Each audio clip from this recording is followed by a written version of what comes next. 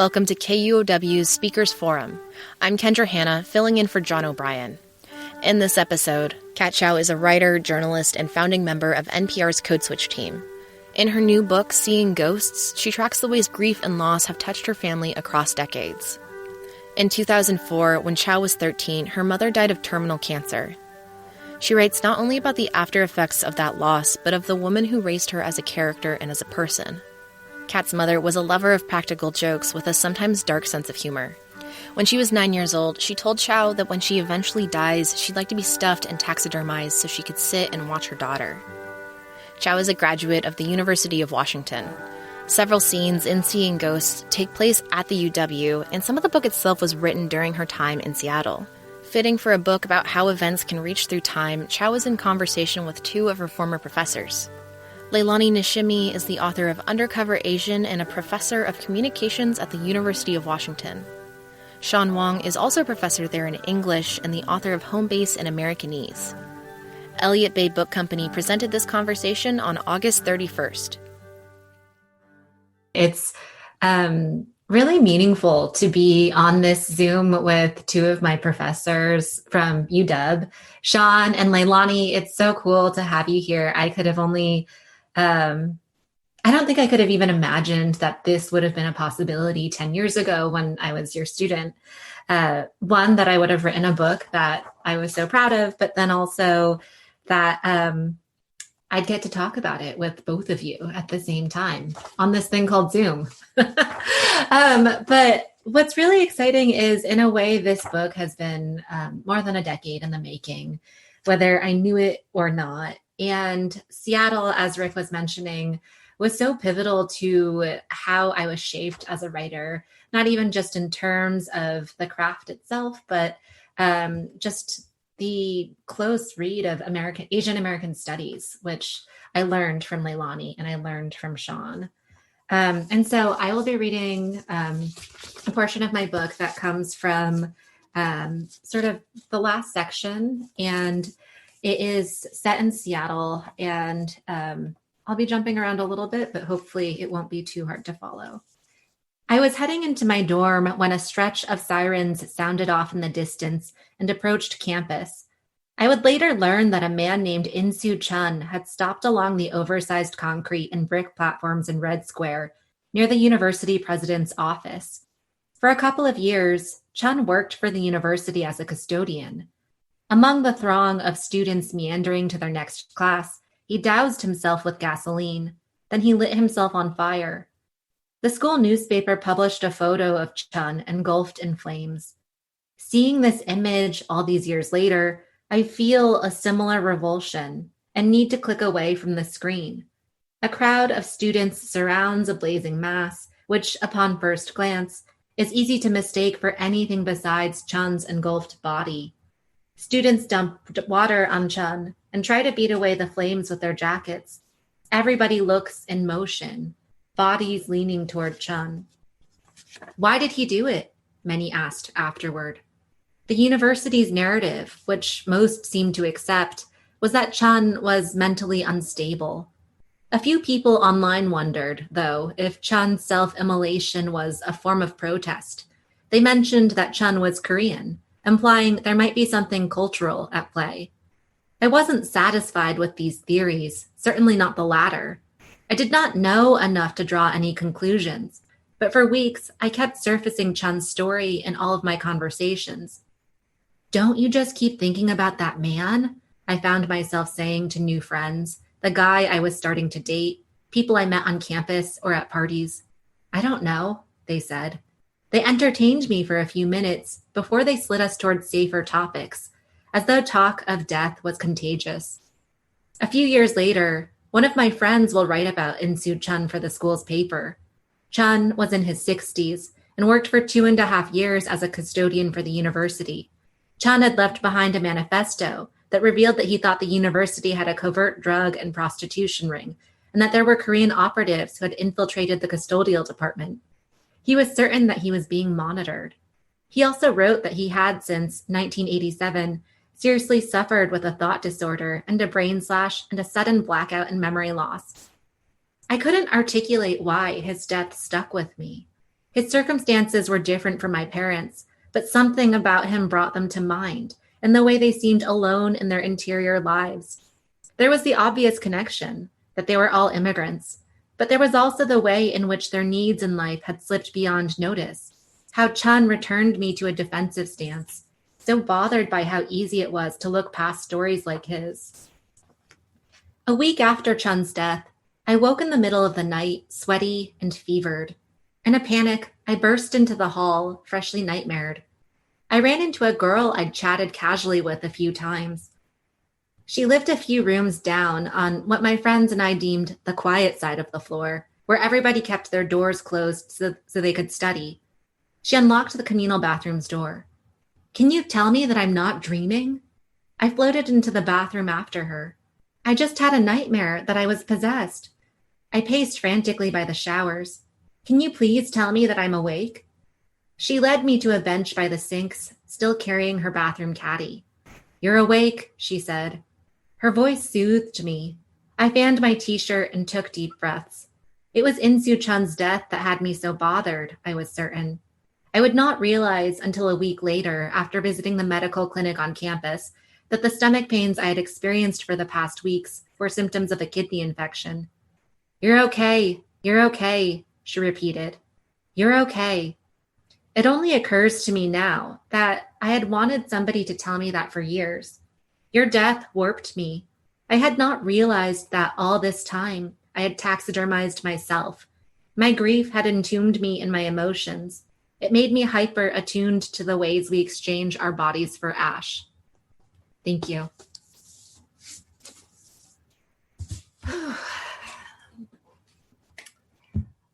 Well.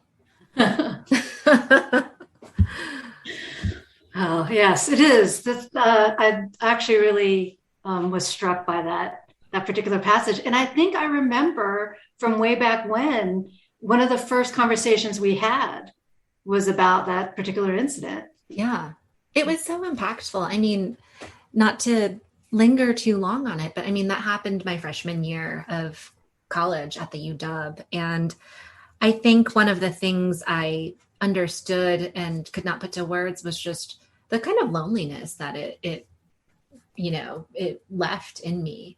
And I think that I saw that in so many versions of stories about Asian Americans or immigrants. And I think that was one of the things that kind of drew me to the both of you, honestly, and your work, Home Base for Sean and Leilani, all of the research that you've done over the years. And I think why I craved conversations with both of you. Some context. One of the things that I did in college, especially toward the end, was I took on a lot of internships that I needed credit for. And so, or that I needed time to actually do. And so one of the ways I did it was I did these honors thesis projects where Sean and Leilani were both my advisors. And for like 2 or 3 years, I would just go to your offices once a week and we would just have these hour-long conversations about anything. And that was really formative to how I write and how I think about the world. Yeah, I would say that's very true. I remember, Kat, you coming to my office, and for your project, I said, what would you like to do for your project? And you go, "I'm going to write a novel." And I think, of course, in my most condescending way, "Okay, sure, let's do that." Let's do that. You want to encourage your students, and then you went ahead and actually did that. So hats off to you. And but getting back to your reading, one of the things that really impressed me about the book, it's not just a memoir about your mother, obviously, and your family, but it's like travel writing. You explore loss and grief and death. And the example you chose, of course, is this man who immolated himself. And it's almost like a strategy for the rest of us. We're not only reading your personal story, but we're also, many of us have experienced loss and grief and mourning. And I think your book also serves as a kind of strategic journey for the rest of us to see how we can travel that journey with our own memories. And so many of the reviews of your book, the reviewers do something that they don't normally do, which is talk about their own loss. And I think the book kind of draws that out of us, because that's our connection to your story. And it's very effective, I thought.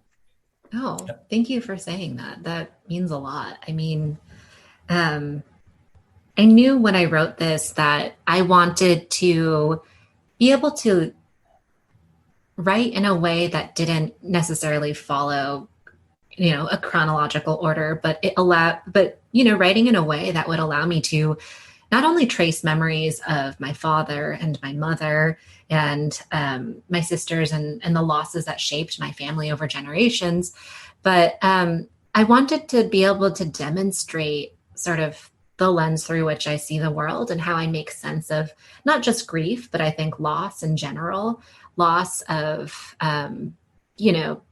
loss of people, place, country, or a sense of self too. And I found that to be one of the biggest driving things that helped propel my work. Yeah. And I think it reflects a certain kind of thinking, even in that, what you just read, right? There's a way in the book that you sort of return to memories, and we see them sort of in the moment, but also how you understand them now as you go back to it, right? So that moment in the bathroom where you're like, so I thought it was about this, I realized that I was sick, and now I'm remembering that entire story again from now as I'm sitting here writing this. And so you have kind of multiple layers going on at the same time.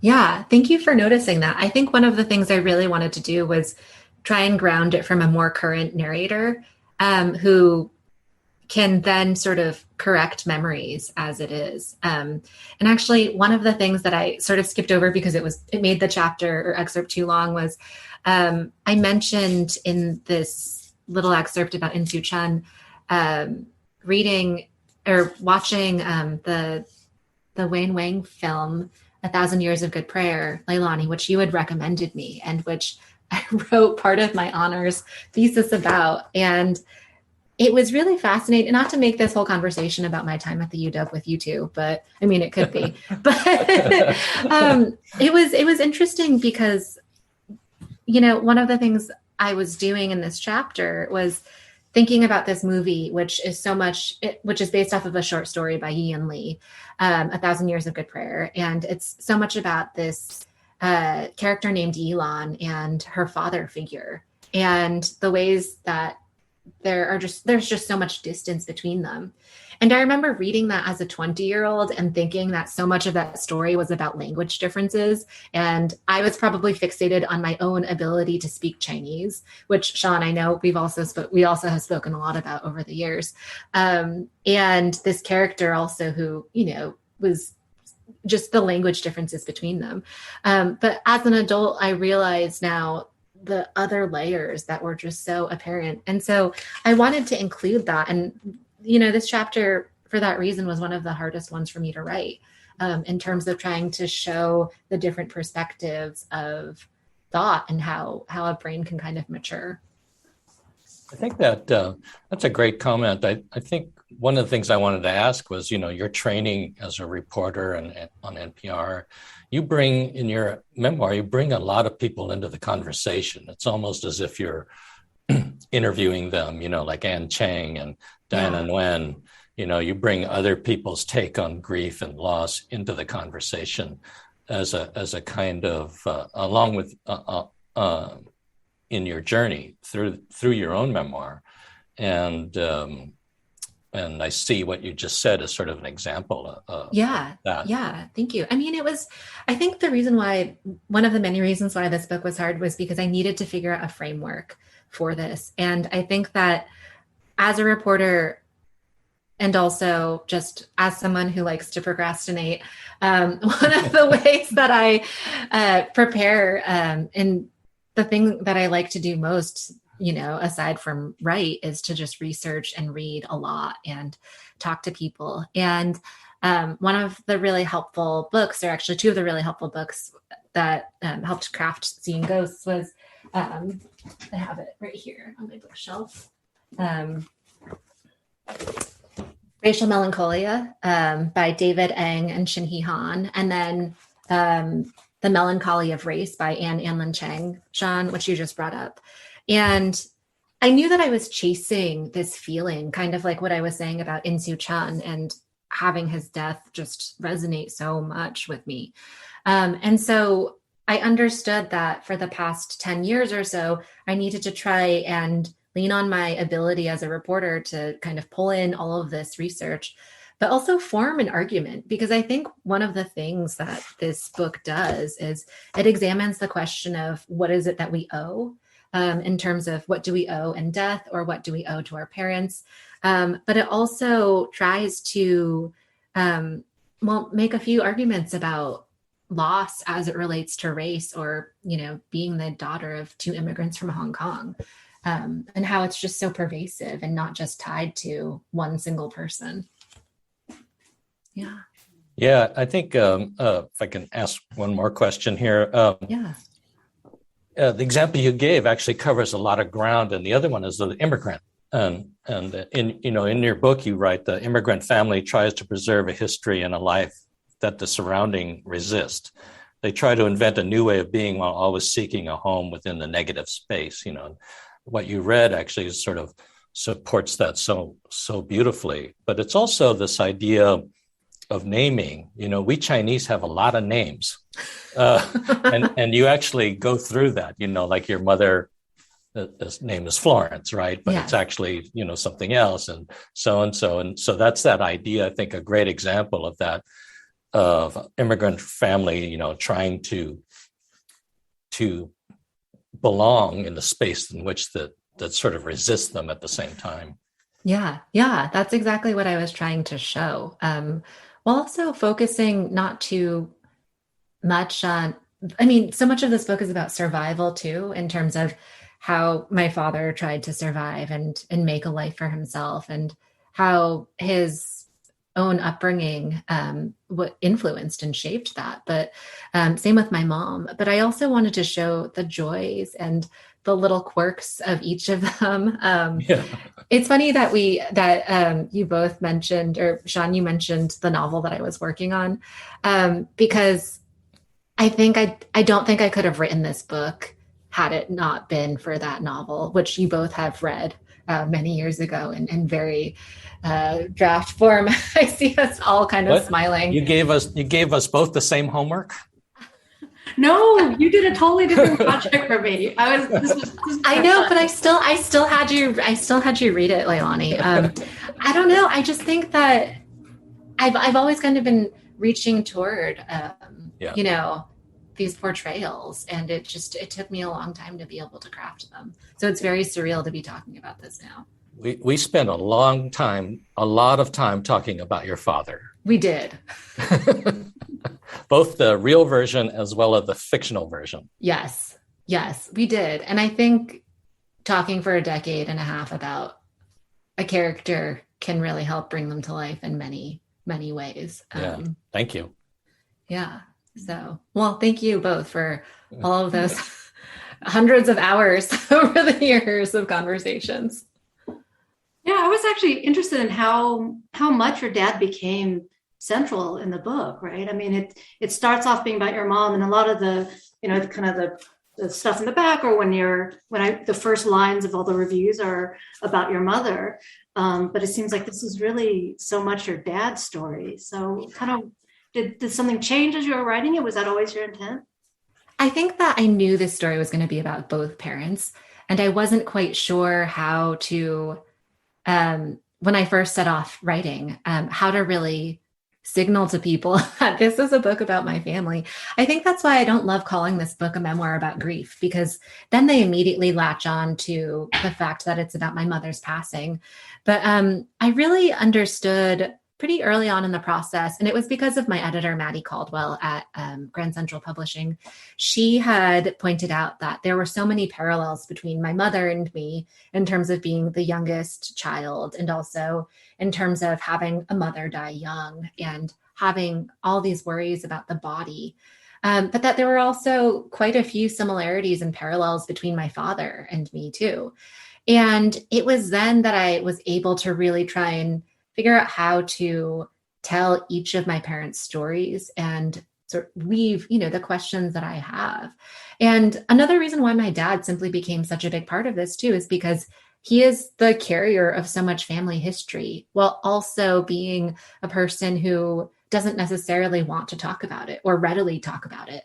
And so I think that's where a lot of the tension within the story comes, where in one section, I have just a transcript of me asking him questions about how he identifies and what terms he uses, if he calls himself American or Chinese, because I had just graduated from college and I needed people to be able to label themselves, apparently. And he sort of refused any of those labels. And the conversation is quite short, but it really quickly dives into his idea of what success looks like, or, the American dream. And I thought that would be a really fascinating way of examining that concept without being too heavy-handed about it. And so there were just so many moments like that where my dad just became this really interesting figure. And his history in general makes for really wonderful writing and storytelling, where his father was one of many men who in the 1920s or 1930s left the Pearl River Delta to work in Havana, Cuba, because of the Chinese Exclusion Act, not allowing Chinese immigrants to the US. So because of that, that was what directed him to Havana. And so, this is like a very long tangent, but that I just found these questions so compelling. And it was also just the idea of seeing within him this longing that I couldn't understand for myself, and that he also seemed to just hold so close. So this book is a lot about distance between parents, but also wanting to, in a way, understand him to understand my own grandparents as well. I really love the dialogue that you have in there, the quotes from there. And, your dad's a master at avoiding responding to your questions. I really felt as I was reading, in some ways, there was a much clearer lens somehow when you're looking at your mom than with your dad. There's somehow that he's almost more inaccessible than your mother, even though your mother's passed. It's a kind of an interesting paradox you have going on there. Yeah, no, thank you for saying that. I think I realized partway through that I was writing about him as a ghost too. And that one of the things that I kept channeling was this idea as, and I talk about this a lot with friends who also have parents who are immigrants. I think there's this moment where you just become so protective over them, where I felt this need to not just, not mother him, but take care of him and worry about him. And I think the way this manifested as I was writing this story was understanding, especially that our time was not infinite. And so in a way, I knew that this book would also kind of become a memorial to him. Yeah. Yeah, I think the book, is not only about absence, but also presence. And one of the things that the children of immigrants often do is speak for their parents, because, they adjust culturally to the language and to the cultures so readily. And they sort of take over that role often. And so I see your book kind of serving as that as well, the puzzle that your father is, and you making a living in a language that many of your family were not native to is an act of speaking for them and making them more present, right? And that's a very that goes back to that quote I mentioned too about the negative space and trying to just belong in the country that you live in or you were born in. And so I thought that was really effective, because for your father's portrayal, there are no easy answers, right? Because it's in flux. He's present, and there are contradictions, and like taxidermy not working. You can't really look it up on YouTube. I watched so many YouTube videos of that. But the present is always in flux, and is not as sort of permanent as loss. Yeah, I love that read of it. I mean, I think the present is always in flux is so true. And one of the things that I wanted to do, I think probably one of the things that I wanted to do when I was writing was, so readers will quickly learn that this book is essentially structured around this concept of a ghost, the ghost of my mother who takes this taxidermic form. And it's a little bit playful. It's very macabre. I'm glad that it seems to be resonating with some people. When I was actually trying to tell an acquaintance about this, when I was writing the book a few years ago, I felt so bad because I realized partway through the conversation that she grew really quiet and started to shift uncomfortably in her seat. And finally, she asked me if I actually had my mom taxidermied and stuffed in my apartment. Because the joke was that when my mom was, when she was alive, she had joked with me once about wanting to have me have her body stuffed and put in my future apartment when she passed. And we didn't know that she was terminally ill at the time. But anyway, so I realized that this was a device that I needed to hone much better after that conversation with that acquaintance. But I was just so drawn to this idea because it's so visceral. And I think that ghosts in general and the ways they haunt and the ways they come back in our memory could be a really playful way to signify loss and how it can kind of slip back into your imagination so quickly. But the taxidermic element too, that you brought up, Sean, I thought that was a beautiful metaphor for grief and mourning and the ways we always try to preserve something and the sort of paradox that we have in that the thing that you are trying to preserve when you taxidermy something is a living animal. You're trying to capture its essence from when it was breathing and when its heart was beating. And that, of course, is so impossible. And I found that also to be very layered because it felt as though, in a way, with writing, I was trying to, create taxidermy too. And so it just became something that I was so drawn to just peeling away and trying to unpack. Yeah. If people are wondering whether they should buy their book, our last conversation about taxidermy should be the reason you buy this book. Exactly. There are so many questions left unanswered on the table here. There's so many questions. And one question that I will definitely not answer is whether or not the ghosts are real or imagined. I want the reader to just decide that for themselves. You're going to have to buy the book to find out more about taxidermy. Yes, it does surface several times. So, and I do really love your use of taxidermy because of the way that it's funny too, right? That it's odd and funny and why do we have taxidermy? And there's all these ways that it doesn't really do what we're hoping it's going to do. And, right. I really like the way that you sort of inject humor through so much of your writing. So I'm always curious about how writers do that, right? There's a book about grief, but it's funny.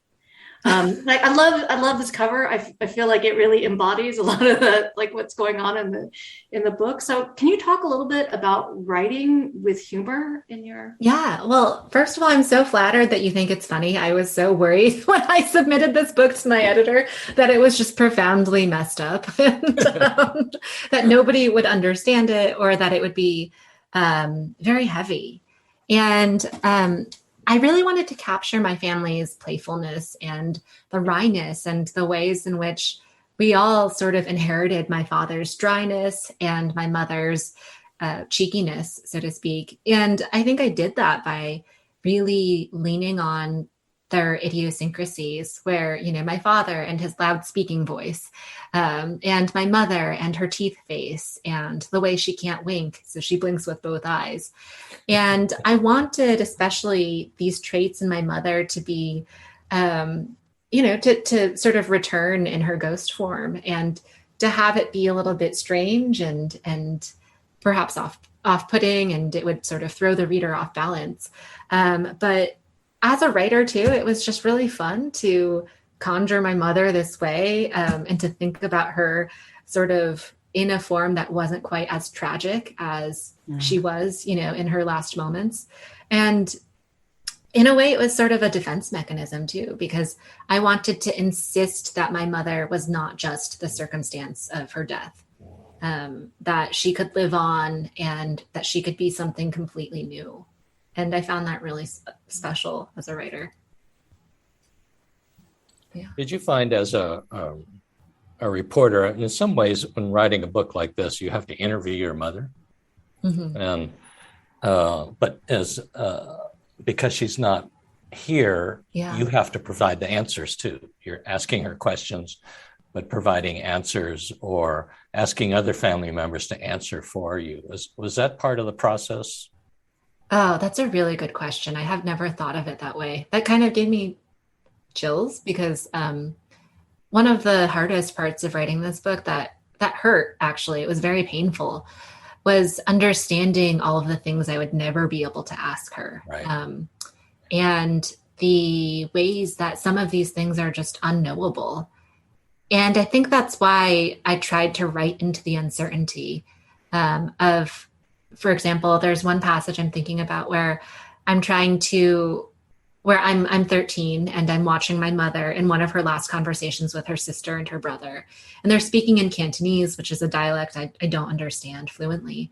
And as the writer now trying to reconstruct their conversation, I realize that I'm so ill-equipped, both in terms of how my mother spoke Cantonese, also just I don't know that much Cantonese, and then also I just can't remember. And so I'm guessing and I'm supplying words, and maybe one of the phrases she used was her stomach hurt. And so she said like she had a toe tongue. But as an adult, I realized that she probably wouldn't have said that because that was language that she used to speak to me as a child. That's sort of like baby talk. And I sort of tried to capture how that felt as, this inability to sort of write her into being. Right. And so in some ways she kind of feels incomplete, but also I think my attempt was at least to capture the longing around that. Yeah, I definitely could see that in the early parts of the book. Yeah. And then, as a writer myself, I tried to imagine, the process they're going through. And yeah, that was one of the questions I wanted to ask because it just seems a difficult position to be in. Yeah. I mean, I think I did interview, her family and old coworkers, and each time I would learn something new about her, right. And have to try and understand it from their perspectives, because I only knew her as a child. Right. And so trying then to weave in these different portrayals of her was as if I was meeting someone new. And that was a gift also, and really hard because sometimes it just expanded my sense of her. Yeah, you have to try to imagine the adult life she was living that you weren't privy to, right. that you couldn't see or didn't want to see, or, just unable to see from your position as a child. And so you have to reconstruct that as a writer, what the adult version of your mother was that at the time you were a child. Yeah.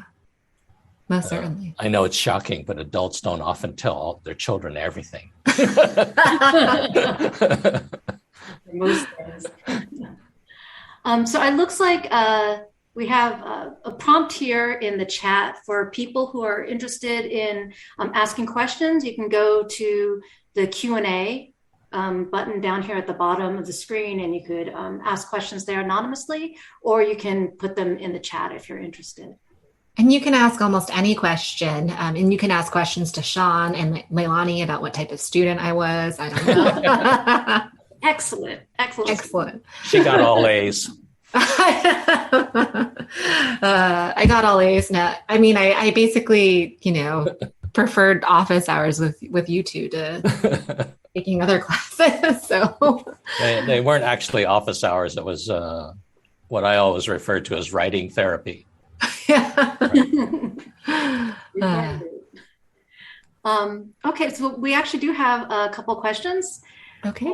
One of them is, how does grief transform us in ways we never imagined? Oh, that's interesting.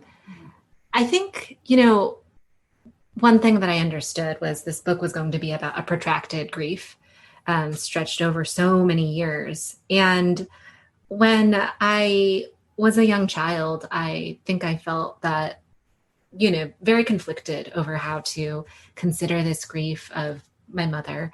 But one of the transformative things that I've seen as an adult is just how it stays with us over years, and how the person who is no longer with us evolves with us over the years, and how memory and the memories we have of them just they're not stagnant. And I was having a conversation with someone actually yesterday for another book event, and the way she talked about memory was really interesting.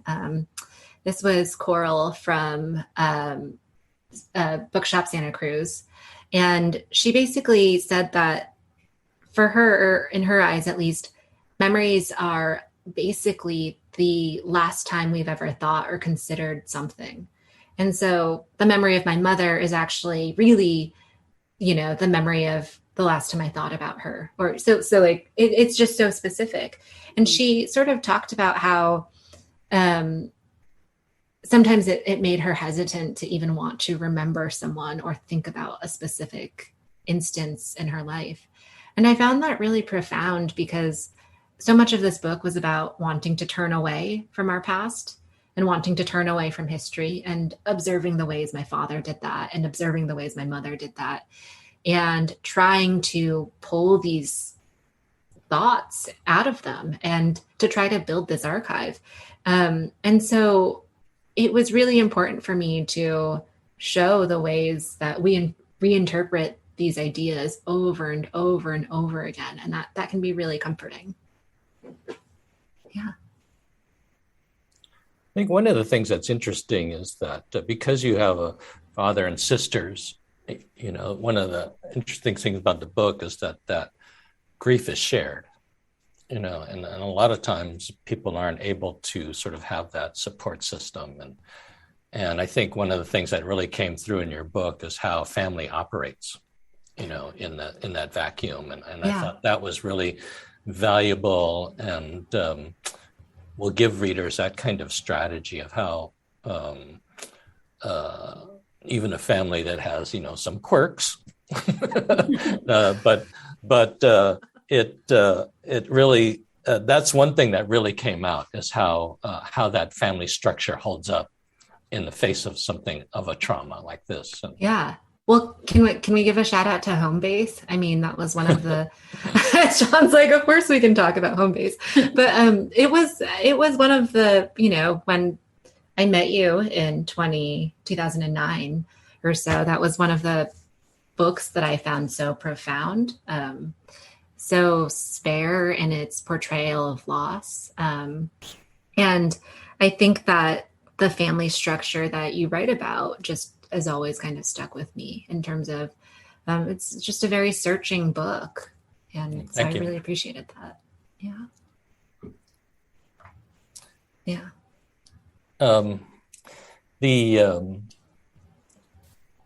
other thing I think is that aspect of I wanted to sort of get back to Diana Nguyen for a second, and that if people who haven't read her book, she the image that you give to us in your book is that her brother had committed suicide, and she takes these family pictures and cuts her brother out of the picture in order to understand his loss. And I thought that visual representation of how that relates to your story was really very effective in the book. Oh, thank you. Yeah. So what Sean is referring to is this beautiful collection by Diana Coy Wynn. It's called Ghost of, and I think it it might have won her the Whiting Award, and a National Book Award nomination. I can't remember.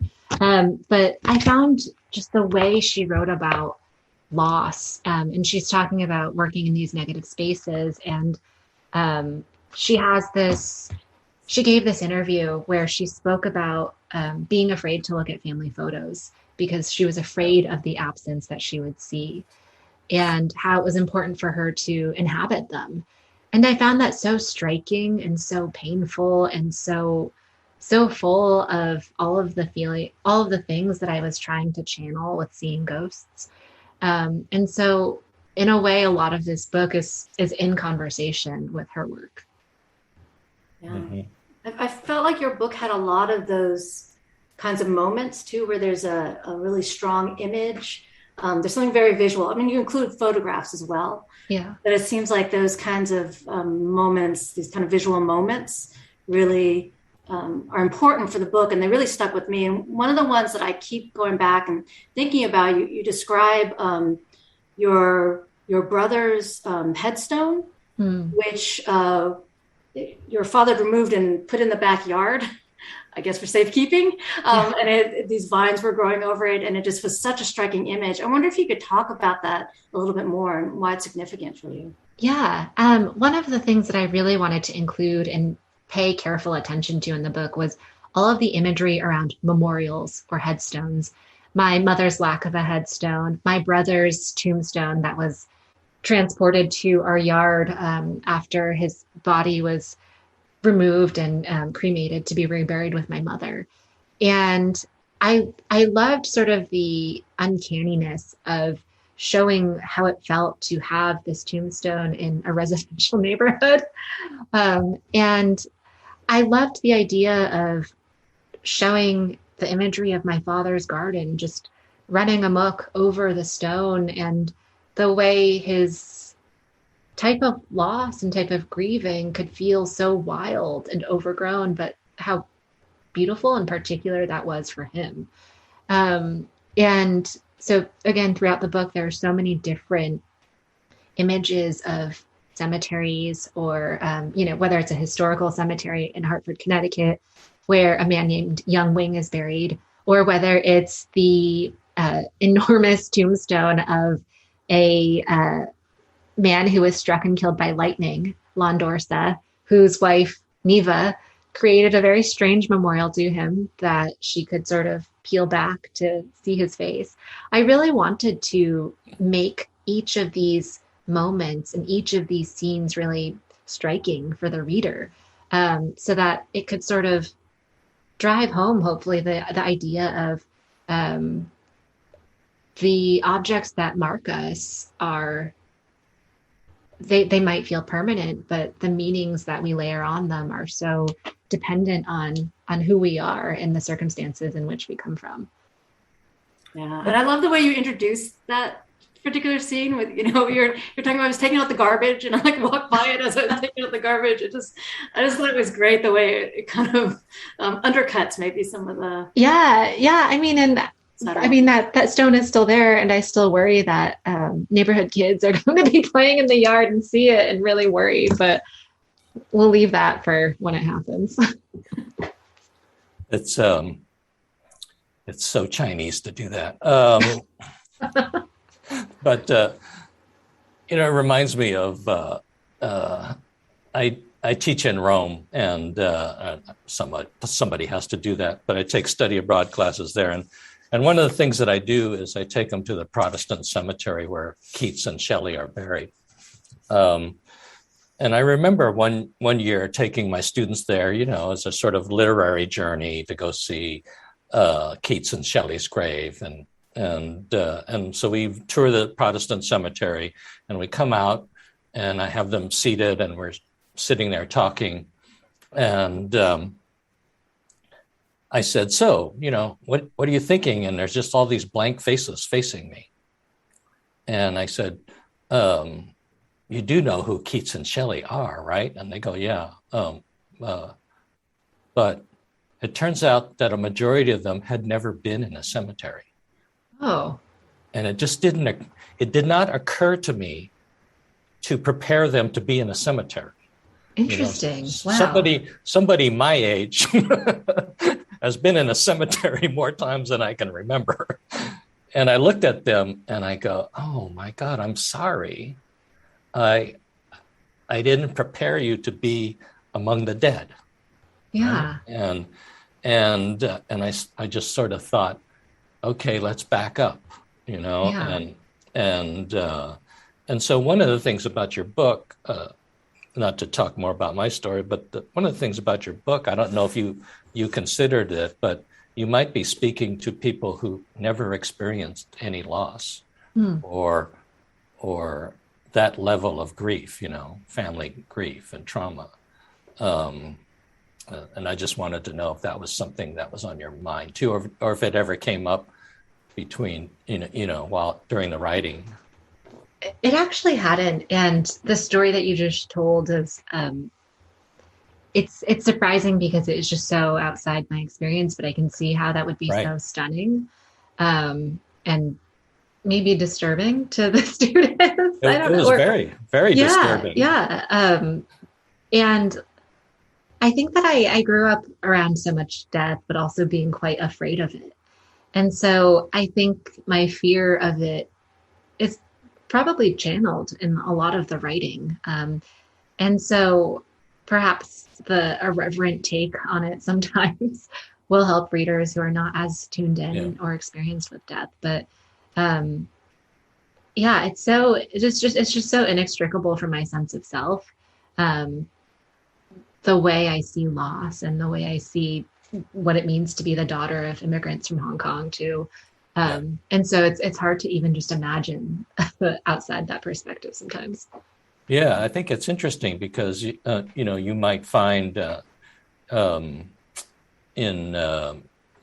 the road, either through the virtual book tour or later, when the paperback comes out and you're able to do in person, you might come across readers who have no experience with death or loss, or even especially a family member. And that was one thing that I forgot among my very young students, that they haven't experienced that, right?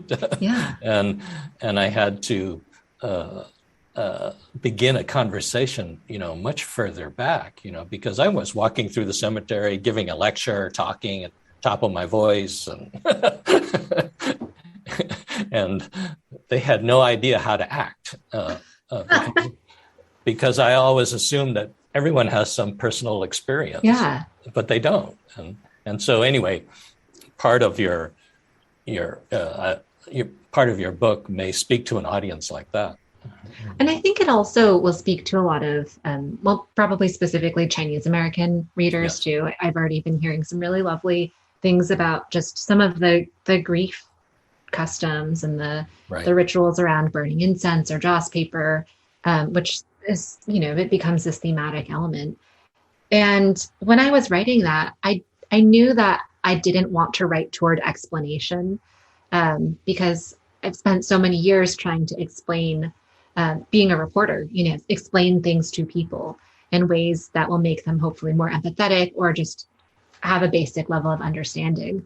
But for this book, what I loved writing about it so much was how it felt as if I had my own world where I could set the bounds and I could decide, something as simple as I'm not translating any Cantonese, which I'm seeing now is becoming so much more standard among Asian American writers, which is amazing. And it makes me so happy. But to not have to have that explanatory comma of, joss paper, the thing you burn on Chinese New Year, comma, the holiday that Chinese Americans celebrate, which has no set date on the Lunar New Year calendar.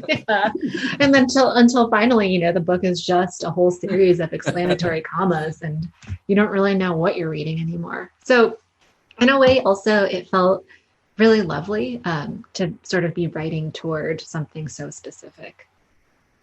Yeah, thank you for that. Yeah. We could maybe take another question from the chat. So how do you think your mom would have reacted to this book if she was alive today and read it? Ooh. Yeah. That's a really good question. maybe she would have been a little bit annoyed with the things that I wrote about her. I don't know. She probably would have, I bet she would have, I don't know. That's a really hard question. My initial answer is to say that she'd be very proud of me, but who knows? She could be. She was such a dynamic character. I'd like to think that if she was alive today, I mean, of course, this would be a completely different story, but the stories that we would have received would be tonally probably much different. And I think her history would come alive in a much different way. I think she would find the sense of humor to be really, hopefully, wonderful. Our Chinese American parents are disappointed that we're writers and not doctors. I know.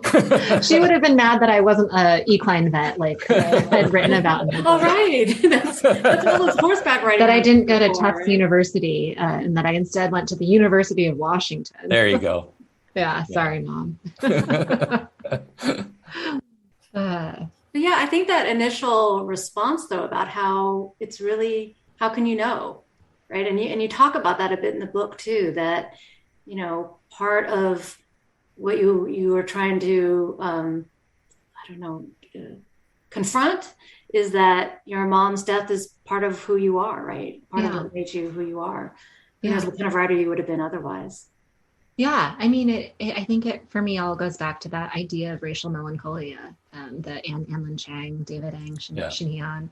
It's just, it's become so much of me. When I think about the identities, I mean, of course, I identify as Asian American or Chinese American, but I also identify as somebody who has just experienced so much loss, and it touches every part of my family and my sense of self. And that's so much of what I wanted to show. And so it feels really satisfying to have felt that I've accomplished that with Seeing Ghosts.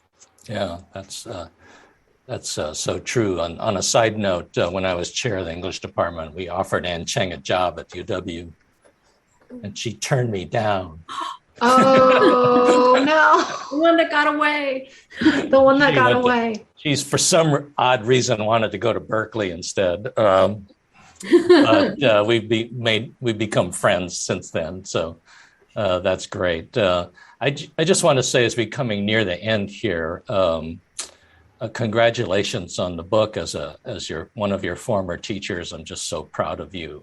Just to see your as an undergraduate wanting to be a writer and having that not only come to light, not only as a reporter, but also as now an author, is just really gratifying to me. And it's like the first time I heard your voice on the radio, I think I was probably driving, and I hear your voice, and I knew it was you before you even identified yourself. And that was really, as a teacher, I think it's really thrilling for me to be present for both of those events, hearing you on the radio and now seeing your book. So thank you for that. And also thank you for inviting both Leilani and I to be a part of this event and celebration. The only thing that would make it better is if all 36 participants would buy your book. So that a copy for their family. And copies for Christmas presents. Well, I mean, it means so much. I mean, I know I said this at the beginning, but it's been so fun talking about this with you two. And I still remember so many of those conversations and the exact ways you have made and defined how I think about Asian American studies, and how hopefully rigorous I have been in my thinking and my cultural critiques. And I think because of that, I have never worried about centering our stories. And I've always had that be something that has been the top of my priority and what I've always wanted to do. So thank you. Thank you for that. It's so special. It's so special being able to talk to you too. Yeah. Elliott Bay Book Company presented this conversation with Kat Chow on August 31st.